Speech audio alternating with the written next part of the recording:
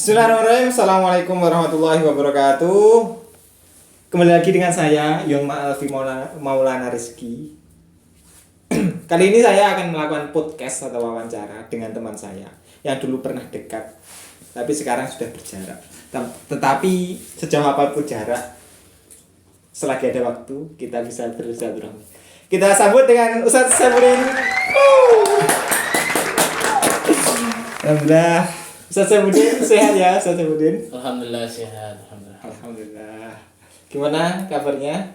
alhamdulillah baik, alhamdulillah masih mengajar sampai saat ini. Di mana ngajarnya sekarang? Sekarang ngajarnya di Asmania di Jeruk Sing. Oh, Jeruk Sing. Oke. Antum bagian apa, Ustaz? Alhamdulillah bagian pengasuhan sama juga bagian KPM ngajar. KPM itu Ngajar keseharian, ngajar pagi. Ya. Pengasuh. Jadi di pondok Asmania itu juga ada pengasuh ya? Ada dikarenakan ya pimpinannya sendiri itu melepas semua tanggung jawab diserahkan ke kita semua. Jadi yang mengelola itu ya kita. Yang mengelola 24 jam itu ya kita. Termasuk alhamdulillah saya diberi kesempatan untuk membersamai guru-guru untuk ikut partisipasi mendidik anak-anak. Jadi di sana itu juga ada KMI juga ada ya, kayak di hari Salah gitu ya? Untuk lebih tepatnya ada ya KMI, tapi belum terlalu sedisiplin KMI Arisalah. KMI Ngontor belum. Gitu. Oh iya, kita tadi belum kenalan teman-teman. Coba antum perkenalkan diri dulu, Ustaz. Antum ini masih jomblo atau? Iya. Bismillahirrahmanirrahim. Assalamualaikum warahmatullahi wabarakatuh. Waalaikumsalam. Nama lengkap ya Muhammad Saifuddin, asal dari Ponorogo, desanya Jambon. Dulu berkenalan atau sempat bertemu dengan Ustadz Yungma dalam satu lembaga pendidikan Arisalah. Selalu kita alhamdulillah dipertemukan dalam satu bagian, yaitu bagian muhadharah. Alhamdulillah menyelesaikan pengabdian dan kuliah di tahun 2024. Alhamdulillah. Kuliah di Unida Ngontor alhamdulillah diberi kelancaran walaupun harus berjuang untuk membagi antara waktu pengabdian dan juga tentunya mengerjakan skripsi. Oh gitu. Alhamdulillah diberi kesempatan untuk wisuda di tahun ini. Oh berarti antum wisuda tahun ini ya? Iya. Oh. Alhamdulillah wisuda tahun ini. Ujian skripsi bulan 3. Bulan 3 dan dilaksanakan wisuda bulan 7 tanggal 14 kemarin. Berarti SPD ya? SPD. Sarjana Pendidikan. Sarjana Pendidikan. Kalau ST kan sarjana touring. SAG Sarjana Alam. Goib. Oke, Ustaz Saifuddin. Jadi di sini saya akan bertanya-tanya dengan antum. Bisakah antum ceritakan sedikit tentang latar belakang dan bagaimana memutuskan untuk menjadi guru? Di antum ini kan seorang guru. Apa sih motivasi antum untuk menjadi guru itu? Terlepas dari motivasi saya sendiri menjadi seorang guru itu, saya mempunyai tolak ukur, yakni kiai kita Pak Maksum. Oh ya. Pak Maksum dulu itu kan punya cita-cita pengen menjadi seorang politikus. Tapi sama kiainya Kiai Haji Imam Zarkasi dilarang. Alasannya seperti ini. Jika orang itu terjun di dunia politik, dia sukses, dia suksesnya cuma punya uang, punya mobil, punya motor dan lain sebagainya. Tapi kalau turun menjadi guru, dia itu sukses akan mendapatkan murid. Dia mempunyai murid, betul. menjadi anak didik. Suatu saat nanti sesuai dengan kepercayaan kita, namanya ilmu yang bermanfaat itu akan selalu mengalir. Maka kenapa saya menjadi guru? Saya ini kurang lebih ya mungkin sedikit saya punya ilmu, saya amalkan ke anak apa yang saya bisa. Harapannya apa? Supaya saya nanti ketika udah di penghujung hayat nanti ada sebuah ganjaran yang menolong saya, wasilahnya dari anak-anak yang saya didik selama saya masih sehat, selama masih saya diberi kesempatan untuk hidup. Maka motivasi saya untuk menjadi seorang pendidik, menjadi seorang guru adalah supaya pahala jariah itu mengalir ke saya. Oh ya gitu. Jadi udah termotivasi dari pondok dulu ya. Dari pondok dulu. Oh, antum dulu mondok berapa tahun sih? Saya mondok 4 tahun dari tahun 2016 sampai 2020 itu masa lulus saya. Dan alhamdulillah diberi kesempatan untuk menyaksikan langsung bagaimana Pak Yai kita itu dalam mendidik kita gimana. Jadi nggak cuma omongan, jadi beliau itu juga tapi juga memberikan kita, itu contoh bagaimana mendidik anak, bagaimana mengarahkan seorang murid supaya menjadi sosok yang kurang lebih menjadi seperti Nabi kita, Nabi Muhammad SAW, mulai dari kesederhanaannya, ketakwaannya, keimanannya dan lain sebagainya. Oke, jadi antum dulu merasakan ya bagaimana sangat dan Pak Yai itu mendidik gitu ya. Antum keikhlasannya. ngomong-ngomong pernah dihukum Pak Yai nggak sih? Alhamdulillah kalau dihukum sih enggak, tapi momen yang paling mengkhawatirkan ketika itu pas Pak Yai itu teriak ke kita, enggak ke saya aja, ke Ada teman semuanya. antum. Iya, karena kan ya ketika beliau ceramah itu kita ya ngomong sendiri dan lain sebagainya gitu. Dan itu bentakan Pak Yai pertama kali saya saksikan, saya dengarkan, luar biasa. Tapi ya Ya, tapi dari hal itu semuanya menuju ke sebuah pendidikan yang lebih baik. jadi setelah antum ngabdi di Risalah itu kan antum kuliah sambil ngabdi ya? Iya. Kuliah sambil ngabdi itu berarti selama 4 tahun. 4 tahun. Terhitung dari 2020 sampai 2024 tahun ini. Selesai. Jadi kuliah sambil ngabdi itu rasanya Seru banget itu, antara kita harus membagi waktu untuk pondok dan waktu untuk kuliah. Karena dari dua sisi itu kalau kita nggak bisa mengimbangkan, maka kerugian ada di pihak kita, entah itu dalam merugikan pondok ataupun merugikan diri kita sendiri. Oke. Jadi yang antum katakan tadi di Asmania antum ngaji sekarang. Antum dari tahun berapa di Asmania? Baru lulus ini. Lulus wisuda. Habis lulus wisuda Unida. Setelah itu antum di Asmania. Oke, bagaimana Anda mendefinisikan peran seorang riayah? Antum bagian riayah kan? Iya, bagian atau pengasuh ya. Jadi kurang lebih namanya pengasuh atau namanya riayah itu, kalau lebih tepatnya, lebih kerennya kita sebutkan atau kita panggil tangan kanannya Yai. Oh iya. Tangan kanannya pimpinan, karena kita yang terjun langsung ke lapangan. Nah, perannya seorang pengasuhan itu tentunya ya harus harus mengawasi anak itu 24 jam. Gitu. Iya. Dan itu kurang lebih seperti ini. Nah, ketika itu saya kan takdim skripsi. Dan di situ ada dosen pembimbing yang kebetulan itu satu profesi dengan saya, yaitu menjadi pengasuhan gontor. Oh gitu. Jadi kurang lebih didikan Pak Sukri dulu, yaitu ketika di gontor, namanya seorang pengasuhan itu tidak cukup anak itu sampai ke masjid, tidak. Ketika ada anak yang terlambat ke masjid, itu dipertanyakan kenapa terlambat. Maka Pak Sukri itu menyuruh semua riayah untuk mengecek keran di di kamar mandi itu ada yang bermasalah nggak? Oh iya. Ketika bermasalah berarti ini penyebabnya anak itu terlambat ke masjid. Oke. Dan kalau sama tidak ada berarti anaknya yang salah. Berarti namanya pengasuhan itu nggak kita sewenang-wenang ada anggota yang terlambat kita hukum, enggak. Berarti harus mencari penyebabnya dulu. Dan kita membersamainya terus. Itu namanya pengasuhan, kurang lebih seperti itu. Dia tidak harus menghukum murid langsung gitu ya. Harus. Kita harus ya fair lah. Toleransi. Apa sih tanggung jawab seorang riayah itu dalam pengelolaan pondok? Tanggung jawabnya dari segala sisi. Mulai dari anak itu tidak betah ya kita harus menjadi tanggung jawab. Anak itu sakit ya tanggung jawab kita. Segala sisi, semua hak santri, semua hak murid itu menjadi tanggung jawab pengasuhan.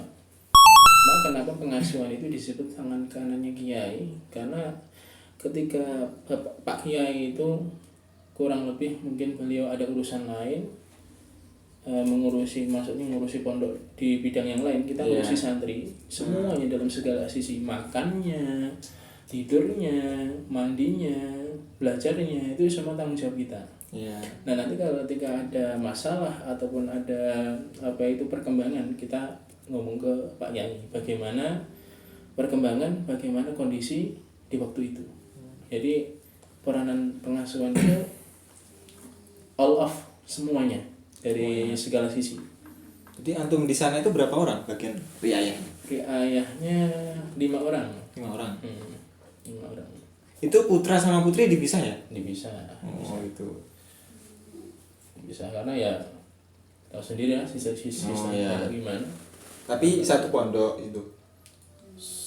Yang di Asmania itu putra sendiri putri sendiri gitu ya? Iya tapi beda tempat. Oh beda tempat. Kalau di yang putra di mana? Yang putra untuk lahan sementara itu di Jeruk Sing, tapi kalau untuk lahan baru itu IAIN itu ke utara, habis itu nanti ada jalan kecil, jalan sawah. Ke timur itu? Ke timur. Oh, yang putri itu? Yang putri maupun yang putra. Kalau yang putri ke utaranya nggak terlalu jauh, tapi kalau yang putra agak ke utara dikit lagi, baru ke putra, ke lahan putra. Gitu.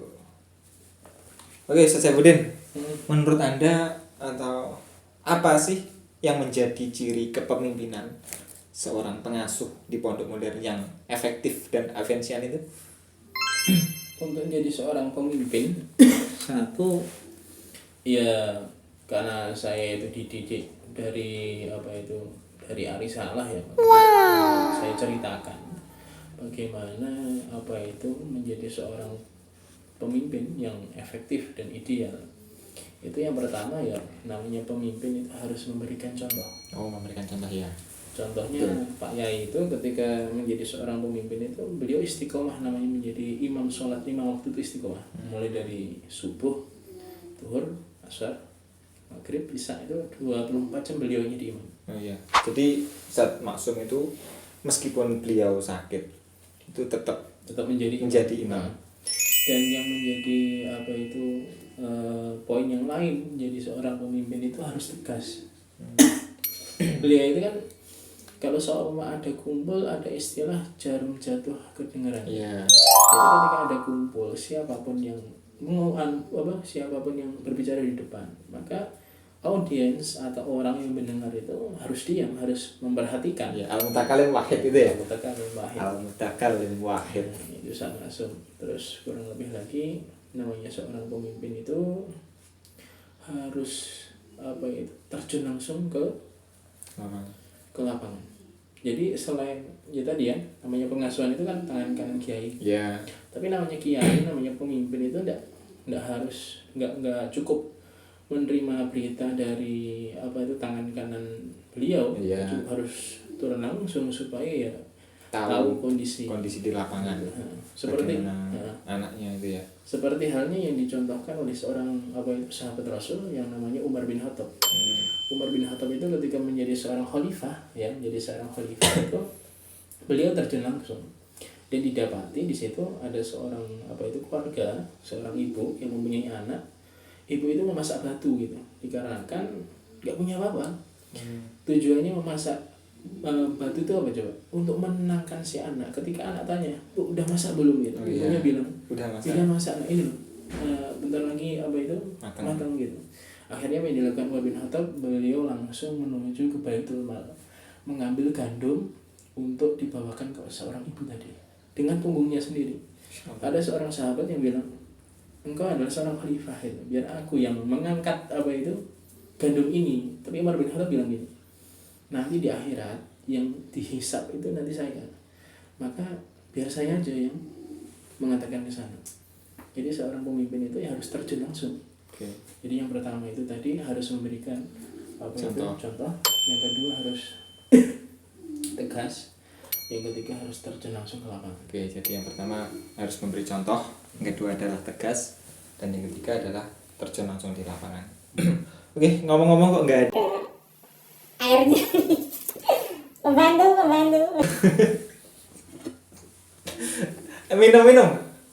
minum coach. Wah, udah habis sih.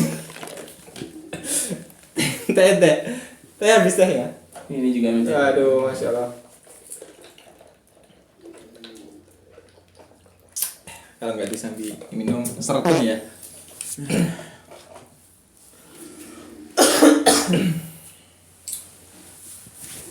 Cukup menarik kita Iya. podcast hari ini karena ini adalah sisi-sisi dari kepemimpinan.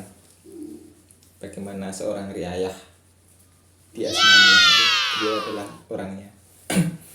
Oke, Ustaz Syafudin, bagaimana strategi yang efektif untuk memastikan pengelolaan pondok yang baik pada era saat ini? Yang pertama, pengelolaan pondok itu kita bisa mandang baik atau enggaknya bisa dipandang dari beberapa sisi.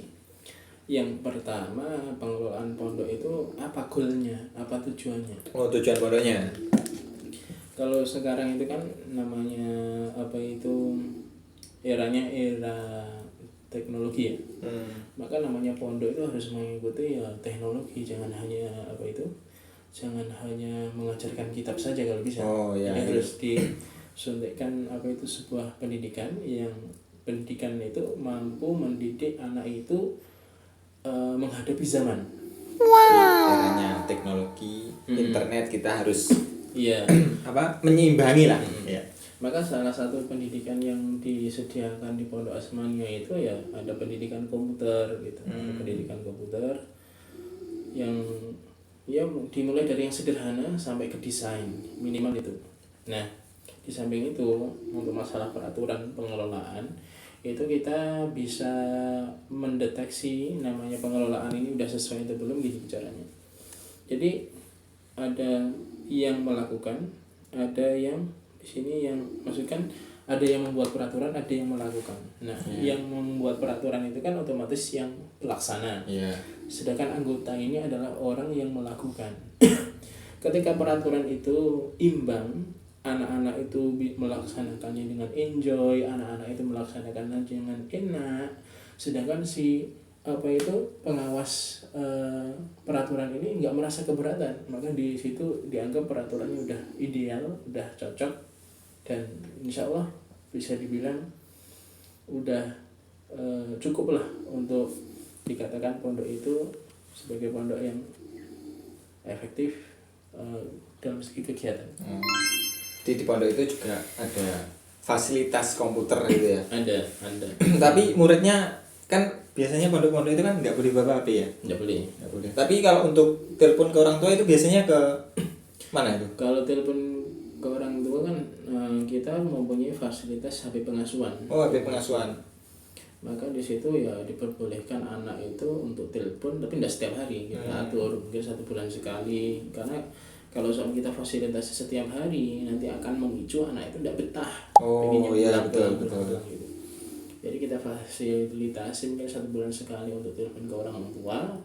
Kalaupun ada keperluan nanti bisa dicatatkan di kertas, nanti Juga akan. minta bantuan ke ustadz untuk dikirimkan ke orang tua. Itu udah cukup. Udah cukup Gitu. ya. Jadi tidak harus setiap hari, setiap Tidak waktu harus. itu telepon itu ya. Tidak harus. Oke, Ustaz Syafudin, bagaimana peran riayah dalam mengembangkan dan implementasi kurikulum pondok? Pengembangan kurikulum pondok ya kalau kita pengasuhan dulu kayak gini, kita itu kan 24 jam yang mendampingi santri santri mulai dari bangun subuh sampai tidur lagi.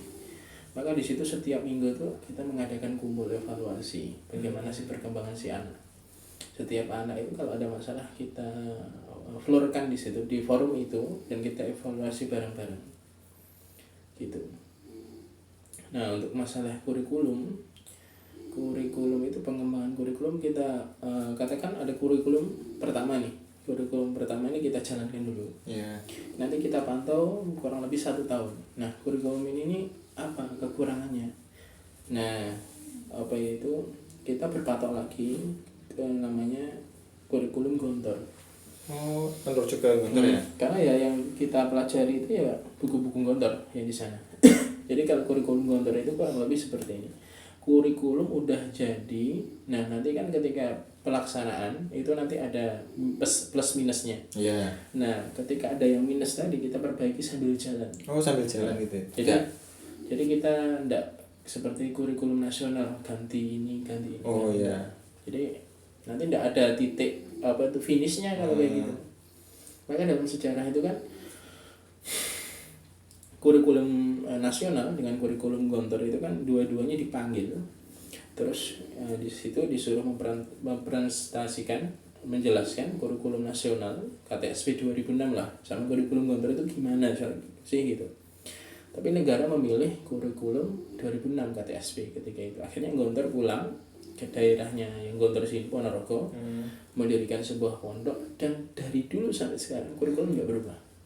Kalaupun ada perubahan itu diperbaiki, tidak secara menyeluruh diganti tidak. Tapi itu pelajarannya ada yang umum ya? Ada, kalau umum kita ikut kurikulum luar, tapi kalau yang agama yang pesantren kita ikut kurikulum luar. Oh, jadi kalau kayak bahasa Arab itu kan tetap durus lugoh itu ya? Durus lugoh. Oh, durus lugoh. Tapi kelasnya itu bagaimana itu? Kalau kelasnya kan kalau di Arisalah itu kan kelas 1 sampai kelas 6.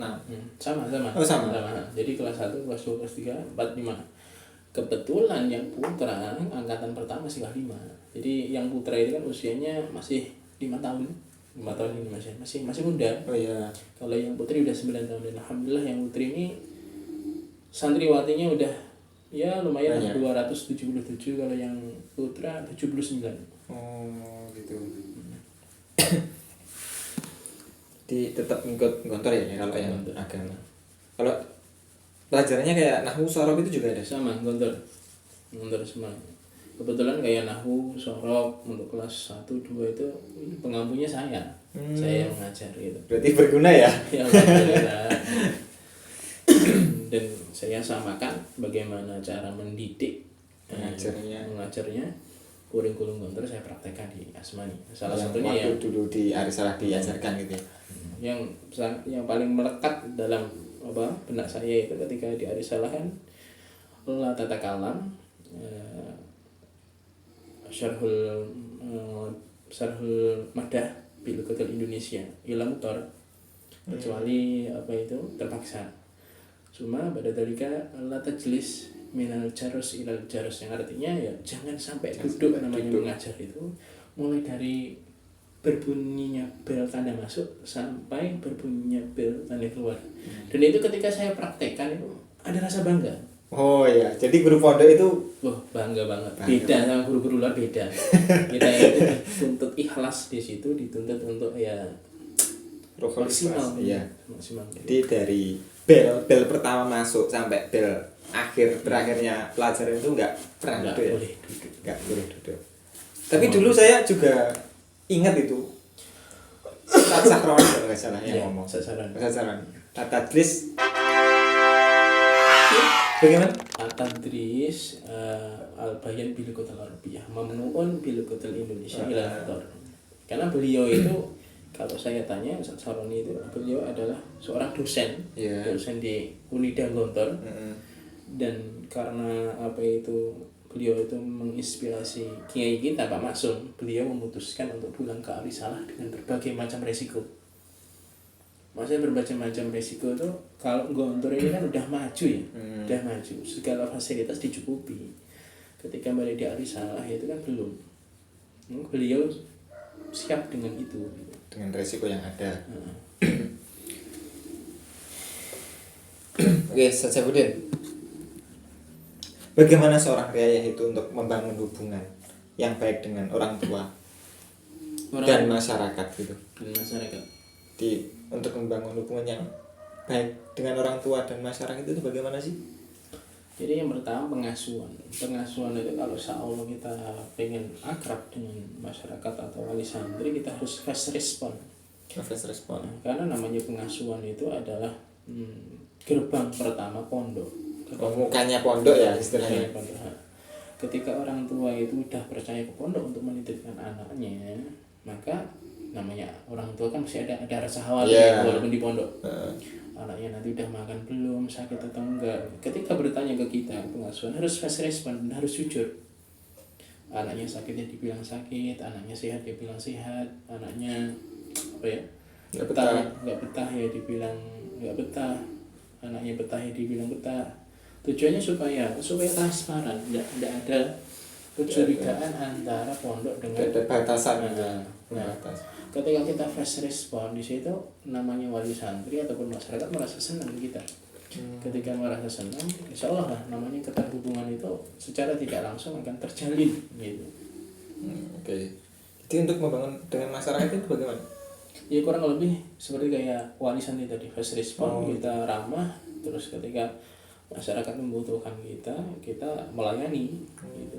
Cukup itu aja lah. Jadi pondok Asmania itu sekitarnya juga masyarakat kampung itu ya? Masyarakat. Itu tempatnya di pedesaan atau kota sih? Tepatnya ya di kota sih, di kota tapi ada perkampungannya gitu. Kita itu tepatnya di kota, tapi untuk lahan pembangunannya di tengah-tengah sawah. Oh gitu. Jadi ketika kita keluar dari zona pondok itu ya udah jalan besar gitu. Tapi ada warganya. Ada. Oke, mengapa keterlibatan orang tua itu dan masyarakat itu penting dalam kesuksesan di pondok? Karena gini toh, namanya masyarakat atau orang tua itu ketika udah percaya ke sebuah pondok, itu secara tidak langsung akan menitipkan anaknya ke pondok. Kalau orang tua itu tidak percaya ke pondok, lah terus yang jadi murid kita itu siapa gitu. Gitu. Makanya pertama kali itu kenapa masyarakat itu mempunyai peran penting. Ya masyarakat itu adalah sumbangsih ke pondok gitu ya. Dirinya pondok, tanpa murid pondok tidak ada. Nah si murid-murid ini kan dari masyarakat, dari wali gitu. Ya, kurang lebih itu. Jadi kita kembali ke risalah dulu kan juga dari masyarakat ya, murid-muridnya. Dari masyayikh gitu ya. Dari masyarakat. Jadi keterlibatan seorang masyarakat terhadap pondok itu juga sangat penting. Sangat penting. Bahkan kalau masyarakat tidak ada, mungkin pondok tidak selancar inilah. Gitu. Masa pembangunannya, masa pendidikannya, karena masyarakat ya amat sangat penting. Biasa sebutin bagaimana seorang riayah itu untuk memastikan kesejahteraan guru dan siswa itu di pondok itu? Kalau tolak ukur kesejahteraan guru dan murid ya, kesejahteraan. Kalau namanya guru itu, kalau masalah sejahtera, ya kita kalau di Asmania ya, kita menyukupi semaksimal mungkin kebutuhan seorang guru. Gitu. Misalnya kita tempat tinggal. Guru mengajar itu kita kasih ihsan lah. Iya. Ihsan. Gak harus kita sebutkan nominalnya, tapi insya Allah cukup lah dalam 1 bulan. Jadi sehingga namanya guru itu bisa fokus untuk mendidik anak tanpa memikirkan ekonominya terlalu berat gitu. Jadi kita supply ekonomi atau keuangan tenaga pendidik itu kita sesuaikan dengan kebutuhannya. Dan insya Allah namanya Asmania itu bisa dikatakan pondok yang amat sangat dermawan lah gitu. Sangat guru memanusiakan guru. Oke. Ya itu kalau dalam tanda kutip seorang guru ya. Kalau kesejahteraan murid itu kita melengkapi fasilitas. Fasilitas. Kalau di murid fasilitas. Kita setiap minggu itu ada renang buat anak-anak. Kita sediakan pelatih untuk renang. Habis itu kita sediakan lapangan untuk futsal. Tapi pelatih futsalnya juga ada? Untuk pelatih futsal enggak ada. Kalau futsal itu cuma formalitas. Bermain biasa gitu. Tapi mengingat kalau renang itu memang bagi kesehatan bagus dan itu salah satu dari sunnah Nabi. Kita fasilitasi lengkap namanya renang itu. Dan ketika fasilitas itu lengkap, anak jadi nyaman. Anak jadi nyaman terus betah di pondok gitu ya. Dan tidur pun kalau di Asmania itu menggunakan AC. Setiap kamar itu ada AC, tapi AC-nya alami apa AC mesin. AC mesin. Tapi di situ tetap diatur untuk jamnya. Bisa digunakan ketika waktu-waktu tidur. Asmania itu kan tidurnya siang jam 2, sampai jam 3, setengah 2 lah. Setengah 2 sampai jam 3 kurang 15 itu kalau sama siang. Kalau malam kita mulai tidur jam 9 itu diperbolehkan menggunakan AC, silahkan. Yang penting di keluar jam itu AC artinya. Tapi yang mengatur fasilitas kayak gitu siapa? Untuk mengawasi ya kita kembalikan ke pengasuhan lagi. Oh, jadi yang mengawasi tetap guru yang Tetap guru. Karena yang menghidupkan mematikan seperti itu. kalau untuk menghidupkan mematikan tetap anak. Gitu. Tapi kita cukup memantau dari luar. Ketika dinyalakan di luar jam, maka kita cuma mengingatkan supaya dimatikan. Gitu. Jadi kalau di Asmania itu kayak kalau di Arisa kan ada mudabir ya atau kalau di Asmania bagaimana? Kita mudabir itu di sana istilahnya pengasuhan itu. Oh, pengasuhan itu. Oh, gitu. Tapi tidak ada kelas 5 itu berarti apa? Kelas Kalau 5 tetap fokus belajar. Oh, sama rata berarti ya. Sama rata. Karena di sana itu lebih mengedepankan tahfidnya. Oh, tahfidz. tahfidz. Jadi jangan sampai si anak itu terganggu waktunya untuk mengurusi urusan yang lain kecuali belajar. Jadi yang utama tahfidz ya. Ya, tahfidz. Berarti kalau wisuda itu juga ada wisuda tahfidz itu. Kalau wisuda tahfidz itu enggak ada, soalnya kita dari program awal memang pondok tahfidz modern. Jadi wisuda kita ya wisuda tahfidz gitu. Oh, gitu. Oke, Ustaz Budin, untuk kan antum kan bagi ayah ya. Untuk menangani masalah yang ada di pondok itu bagaimana sih antum? Contoh kalau masalah mungkin anak sakit ya. Ya, mungkin kita ambil contoh anak sakit. Kalau kita contohkan anak sakit itu, kalau yang sakit itu mungkin 1-2 orang ya anak itu melapor ke kita. Kita lihat dulu kondisi sakitnya apa gitu, parah atau enggak gitu. Kalau parah amat sangat terus tidak memungkinkan untuk istirahat di pondok, kita hubungi orang tua, kami persilahkan untuk istirahat di rumah sampai sembuh. Gitu. Tapi kalau sama sakitnya sakit ringan kayak panas dan sebagainya, itu ada dokter tersendiri yang ada di pondok itu memeriksa mungkin setiap hari lah, bisa dipanggil untuk mengecek keadaannya bagaimana. Khusus ya? Khusus. Nah nanti kalau seumpama itu belum sembuh, kita bawa ke rumah sakit.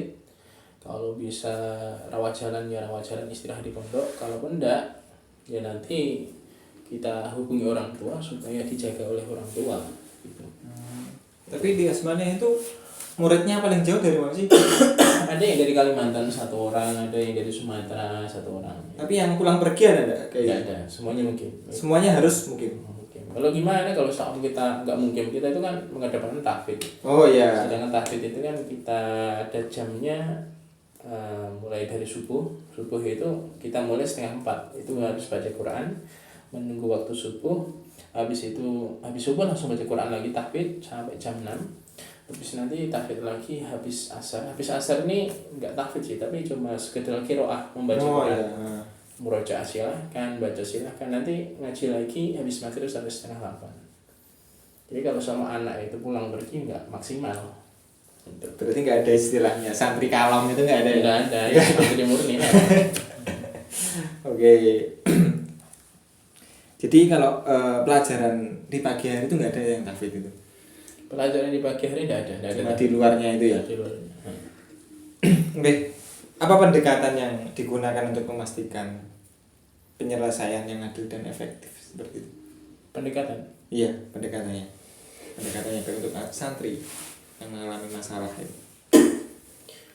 Yang pertama ya kita syarahkan lagi pertama ya ke pengasuhan lagi, karena pengasuhan yang terjun tadi kita dekati si anak. Si anak itu ketika tidak betah, mempunyai masalah apa? Contoh tidak betah itu. Masalahnya apa? Karena mungkin diajak teman atau karena pelajaran tidak paham gitu. Nanti kita carikan solusi. Contoh katakan dibully gitu, maka kita pertemukan orang yang membuli dan orang yang dibully. Kita cari solusi kenapa kamu membuli gitu. Nanti kalau soal tidak cukup, kita laporkan ke orang tua gitu. Penyelesaiannya ya seperti itu. Nanti kita kan ada grup. Santri. Grup pengajar. Grup pengajar. Grup pengasuhan. Ketika menemukan satu masalah, kita flurkan dalam satu grup sehingga orang tahu. Semua pengasuhan tahu. Ya. Nah, kita di situ mencari solusi. Ini masalahnya seperti ini, penyelesaiannya bagaimana? nanti ada katakan pengasuhan pertama itu memberikan pendapat, pengasuhan kedua mendapatkan pendapat. Nah dari pendapat itu kita ambil pendapat yang paling yang memungkinkan untuk menyelesaikan masalah ini yang mana, kita ambil, kita praktekkan, itu penyelesaiannya ketika ada masalah. Gitu. Jadi kita kumpulkan, kita diskusi ya istilahnya, diskusi sama riayah. Setelah itu kita bagaimana sih pendekatan yang baik untuk menangani santri gitu ya. Oke, Jasmudin, apa langkah-langkah yang diambil riayah untuk meningkatkan kualitas pendidikan di pondok itu? Bagaimana harus menjadi lebih baik seperti itu? Kita mengutip sebuah buku yang dibuat oleh Pak Maksum ketika beliau sehat. Guru itu yang pertama ya, guru ataupun murid supaya berkualitas itu pertama harus meningkatkan keimanannya dulu. Keimanannya harus ditingkatkan, habis itu keilmuannya harus ditingkatkan, habis itu nanti ketakwaannya harus ditingkatkan. Ya biar agama-agama dulu. Ketika agama ini ditingkatkan, itu nanti rasa ikhlas itu akan ada gitu. Rasa ikhlas itu akan ada. Ketika rasa ikhlas itu ada, menjadi guru yang berkarakter. Ya ketakwaannya, keilmuannya harus ditingkatkan, habis itu keikhlasannya. Karena ketika guru itu ikhlas, itu mendidiknya maksimal. Kita nggak pandang itu dikasih uang, enggak, kita berpandangnya pada pahala. Dari Gusti Allah ya. Jadi yang namanya guru itu harus dididik dengan keikhlasan. Karena guru itu adalah terdidik ya. Guru itu terdidik, bukan dididik, seperti itu. Harus ikhlas billahi ta'ala. Oke, Sajabudin, apa visi-visi antum bagi kepemimpinan Anda sebagai seorang riayah? Visi saya itu ketika jadi pengasuhan itu ya mengoptimalkan anak itu berdisiplin, tapi berdisiplin di situ anak juga betah dalam melakukannya. Terus misi saya ya kenapa itu jadi, kalau saya sendiri misinya saya pengen mendidik apa yang saya bisa, dan dari apa yang saya bisa ini bisa bisa menghasilkan ganjaran suatu saat nanti buat saya. Dan pribadi saya tetap menjadikan ikhlas tadi ya. Ya, bagaimana Anda berencana untuk mencapai tujuan itu? Tentunya ya namanya manusia itu cuma bisa berikhtiar dan doa. Maka saya ya untuk menuju ke situ, saya cuma bisa berdoa semoga apa yang saya terangkan itu bisa diserap oleh murid, terus saya itu diberi keistiqomahan dan keikhlasan dalam mengajar gitu. Dan di samping berdoa ya saya harus maksimal mungkin gitu. Sebelum mengajar harus menyiapkan i'dad, harus menyiapkan persiapan supaya ngajarnya maksimal. Nah, itu dari apa yang diajarkan gitu ya. Ketika anak mendapatkan masalah harus saya kasih nasihat bagaimana jalan keluarnya. Udah sebatas itu aja, namanya manusia, nggak bisa berharap lebih. Untuk selebihnya kita serahkan kepada yang di atas. Gitu. Oke, sudah cukup ini. Mungkin penutup yang terakhir, apa pesan dan saran antum bagi mereka yang ingin menjadi guru, dan bagaimana cara terbaik untuk mempersiapkan diri sebagai profesi guru ini? Untuk menjadi guru jangan sampai merasa saya ini masih punya ilmu yang sedikit, nggak pantas menjadi guru. Jangan sampai seperti itu. Karena ilmu itu dipandang itu nggak sebatas itu dong gitu. Ilmu walaupun sedikit tapi kalau barokah. Contohnya kita ambil contoh ya, ilmu tajwid yang dikarang, yang dibuat oleh Kiai Haji Imam Zarkasi. Itu berapa puluh tahun itu dibuat. Dan pembahasannya sederhana, tidak serumit pembahasan yang lain. Tapi kebarokahannya dari anak turunnya tetap dipelajari sampai sekarang. Maka dari ilmu, katakan cuma bisa mengajari ilmu tajwid aja dalam baca Quran, ajari. Jangan sampai merasa ilmu saya sedikit, saya nggak pantas menjadi guru. Jangan sampai. Oke, meskipun ilmu kita yang kita dapatkan itu sedikit, tetap kita amalkan. Ya, apa harapan antum untuk masa depan pendidik guru itu yang di Indonesia, dan bagaimana tujuan pribadi yang ingin dicapai sebagai karir mengajar? Harapannya untuk pendidik di Seluruh Indonesia itu kalau bisa semaksimal mungkin harus dilandasi dengan rasa ikhlas. Ya, ikhlas Karena namanya guru itu amat sangat penting dalam kemajuan negara. Antum tahu kan negara Jepang? Ya. Hiroshima Nagasaki ketika dibom oleh Amerika, itu senjata semua kemampuan Jepang itu lumpuh. Maka si pemimpin namanya Hirohito itu ketika udah luluh lantak Jepang itu disuruh untuk mengumpulkan sisa guru itu berapa gitu. Guru itu yang sisa berapa? Saya akan jadikan Jepang katakan 50 tahun yang akan datang menjadi negara yang paling maju. Ya beneran. Menjadi negara nomor 2 ekonomi paling pesat di Indonesia di dunia setelah Amerika Serikat. Maka harapannya guru harus maksimal, dan guru itu di Indonesia harus diopeni, harus dimanusiakan. Harus dimanusiakan. Selain sisi namanya guru itu juga perlu makan, guru itu juga perlu bensin. Yang punya istri ya. Seperti itu. Maka guru harus dimuliakan. Ketika guru dimuliakan, maka kesungguhannya akan ada. Selain itu juga harus ada pengawasan. Terima kasih Ustaz Buden telah memberikan sedikit ilmunya bagi teman-teman.